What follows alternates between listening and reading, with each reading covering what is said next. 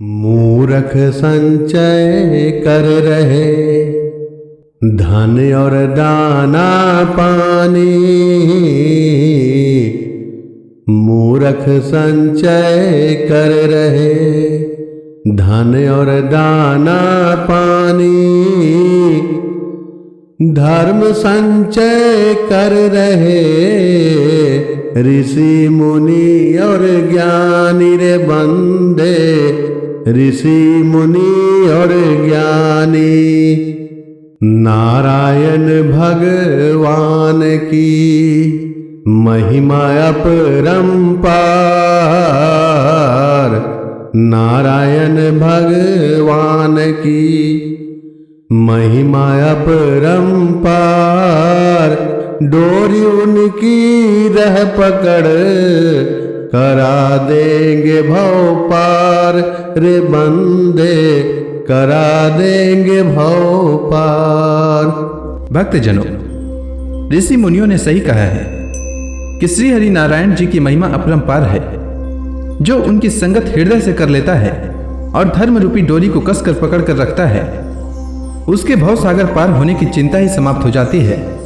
जीवन यापन के लिए धन आवश्यक है, पर धर्म के पथ पर चलते हुए धन का जो उपार्जन करते हैं उनकी तो बात ही निराली है। और मूर्खों की तरह चोरी, बेईमानी, लूट, हत्या इत्यादि करके जो धन अर्जित करते हैं उन्हें ना तो क्षणिक और ना ही दीर्घकालिक सुख प्राप्त हो सकता है, और अंत समय बहुत कष्ट से गुजरता है। शरीर में कीड़े पड़ जाते हैं, नाना प्रकार के कष्ट भोगने पड़ते हैं तथा मरणोपरांत भी तरह तरह का कष्ट भोगना पड़ता है। इसलिए भक्तजनों, जाने अनजाने में यदि हमसे कोई गलती भी हो गया हो तो अभी भी समय है। नारायण के शरण में चले जाना चाहिए और उनकी चर्चा करनी और सुननी चाहिए, और धर्म की डोरी को कसकर पकड़ कर रखना चाहिए। आइए सुनते हैं अधिक मास कथा का अध्याय 18। नारद जी आगे बोले, हे तपोनिधे। उसके बाद साक्षात भगवान वाल्मीकि मुनि ने राजा दृढ़धनवा को क्या कहा, सो आप कहिए। श्री नारायण बोले, वह राजर्षि दृढ़धनवा अपने पूर्व जन्म का वृतांत सुनकर आश्चर्य करता हुआ मुनि श्रेष्ठ वाल्मीकि मुनि से पूछता है। दृढ़धनवा बोला, हे ब्राह्मण, आपके नवीन नवीन सुंदर अमृत के समान वचनों को बारंबार पान करके भी मैं तृप्त नहीं हुआ, इसलिए पुनः उसके बाद का वृतांत कहिए।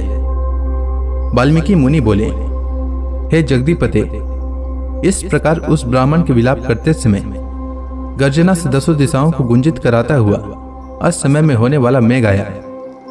पर्वतों को कपाने के समान तीक्ष्ण स्पर्शों वाला वायु बहने लगा और बिजली दसों दिशाओं को अपनी आवाज से पूर्ण करती हुई अत्यंत चमकने लगी।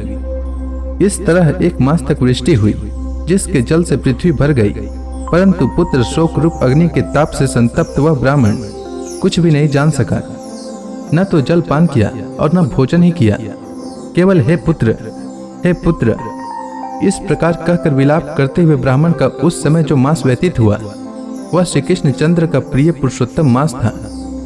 सो न जानते हुए उस ब्राह्मण को पुरुषोत्तम मास का सेवन हो गया। उस पुरुषोत्तम मास के सेवन से अत्यंत प्रसन्न नूतन मेघ के समान श्याम वर्ण वनमाला से भूषित हरि भगवान स्वयं प्रकट हुए। जगत के नाथ हरि भगवान के प्रकट होने पर मेघ समूह गायब हो गया। उस ब्राह्मण ने पुरुषोत्तम श्री कृष्ण चंद्र को देखा। दर्शन होने के साथ ही गोद में लिए हुए पुत्र के शरीर को जमीन पर रखकर स्त्री सहित ब्राह्मण श्री कृष्ण भगवान को दंडवत नमस्कार करता हुआ हाथ जोड़कर श्री कृष्ण भगवान के सामने खड़ा होकर श्री कृष्ण भगवान ही हमारे रक्षक हो ऐसा विचार करता हुआ भगवान भी पुरुषोत्तम की सेवा से प्रसन्न हो अमृत की वृष्टि करने वाली अत्यंत मधुर वाणी से बोले। श्री हरि भगवान बोले, हे सुदेव, तुम धन्य हो। इस समय आप भाग्यवान हो। तुम्हारे भाग्य के वर्णन करने में त्रिलोक में कौन समर्थ है।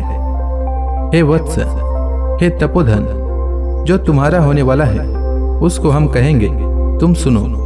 हे ब्राह्मण, 12,000 वर्ष की आयु वाला पुत्र तुमको होगा। इसके बाद तुमको पुत्र से होने वाले सुख में संदेह नहीं है। हे द्विजातम, प्रसन्न मन से मैंने यह पुत्र तुमको दिया है। हमारे प्रसाद से होने वाले तुम्हारे पुत्र सुख को देखकर हे द्विजोत्तम, देवता, गंधर्व और मनुष्य लोग पुत्र सुख की इच्छा करने वाले होंगे। इस विषय में तुमसे प्राचीन इतिहास में कहूंगा, जिस इतिहास को पहले मार्कंडे मुनि ने राजा रघु से कहा था।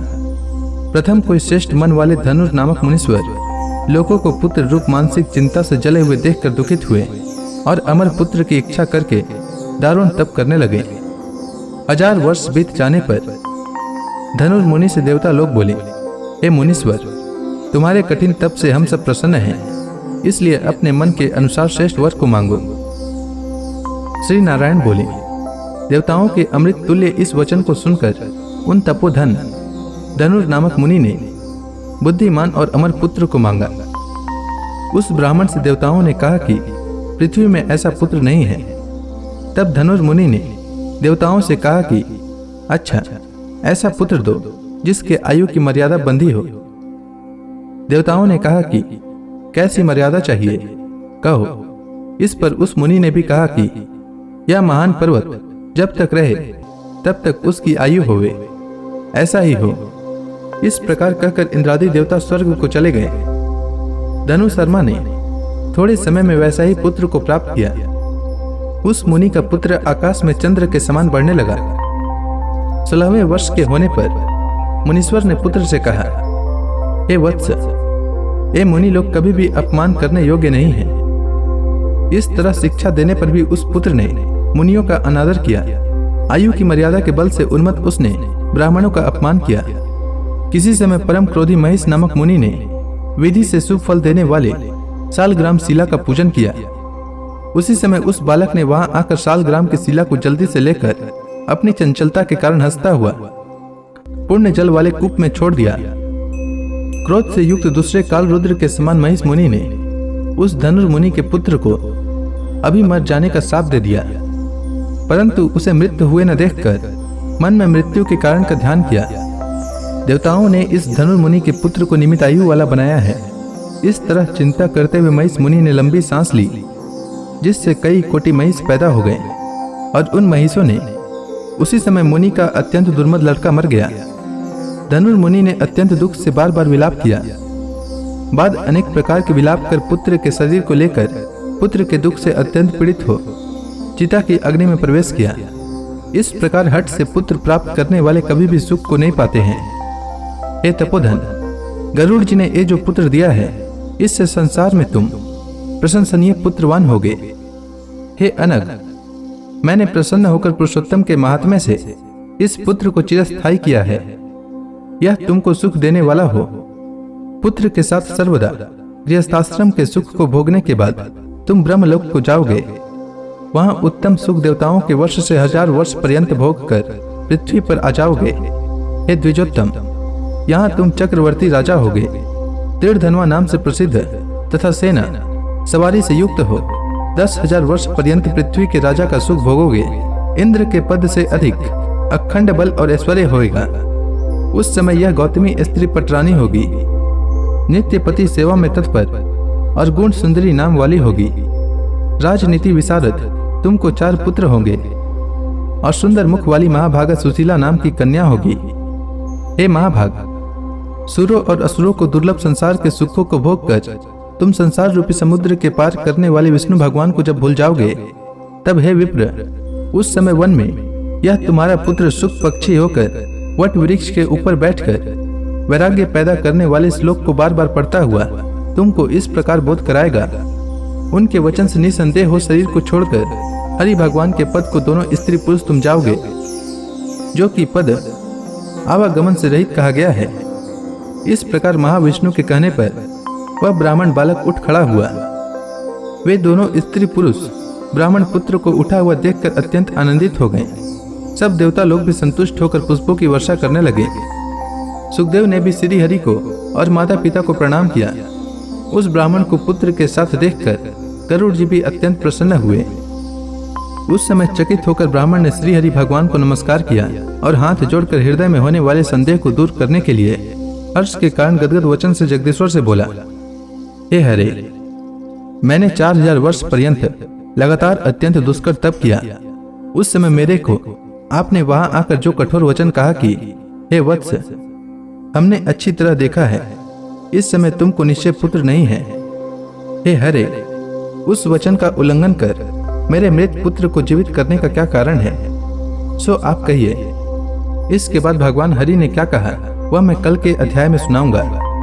तब तक के लिए भगवान हरि का नाम लेते रहें। तो प्रेम से बोलिए भगवान विष्णु की जय, श्री कृष्ण भगवान की जय, समस्त देवी देवताओं की जय।